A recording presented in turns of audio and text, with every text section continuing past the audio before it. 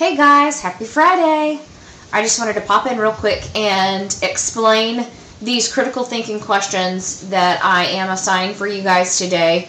As always, it's in Google Classroom, meaning that you guys will have full editing rights of this. So just in preparation for us kind of finishing up learning about active and passive transport, pinophagocytosis, endoexocytosis, yada yada, all of those big words. I just created these more in-depth questions to just get you to wrap your brain around everything that we've talked about. So in every one of them, you have a space for your answer and then where you located your information.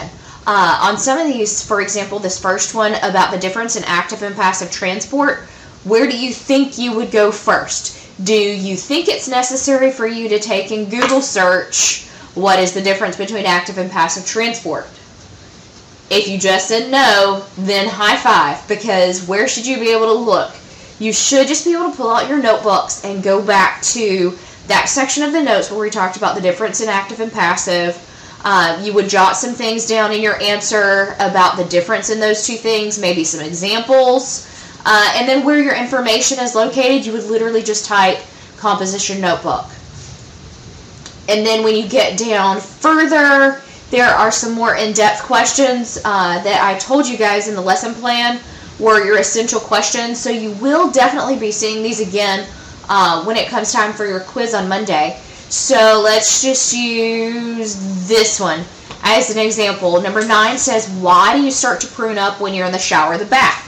I've never really thought about that question before teaching biology, but if you stay in the bathtub for too long, your fingers and your toes, they start to shrivel up and you end up looking like a prune, but it's only your fingers and your toes. So, in order to answer that question, you may have thought back to your notes about hypertonic solutions, isotonic solutions, and you may already kind of have an answer to that, but if you needed to consult the Mr. Google, then you could do something very similar to what I did.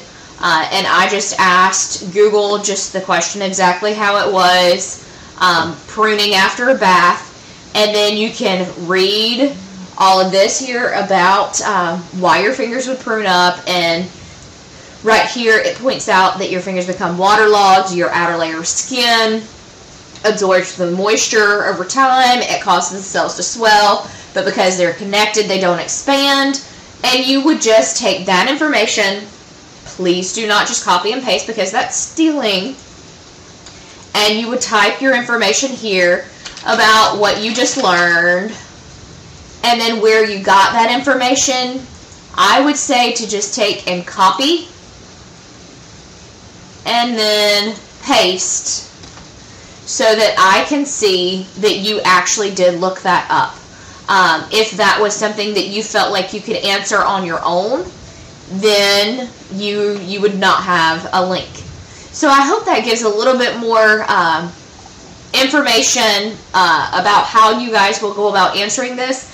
And this is one that I really do want sent to me, so I can tomorrow while you guys are working on it, so I can jump in that document and collaborate with you and answer questions to make sure that you guys understand everything before your quiz on Monday. So make sure you hit this little share button right here and then add in my name, which is C. Krausz, and you should see C. Krausz at enterpriseschools.net pop up, and then send it to me.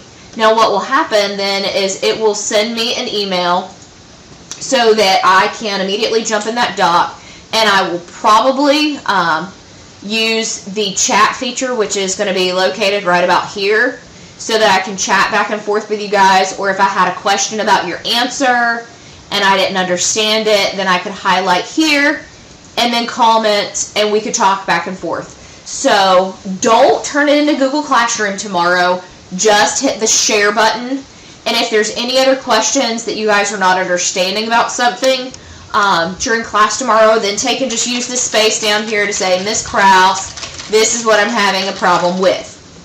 Alright, does all of that sound good? Perfect! I hope you guys have had a wonderful week. I miss you tons and lots, and I will talk to you guys soon.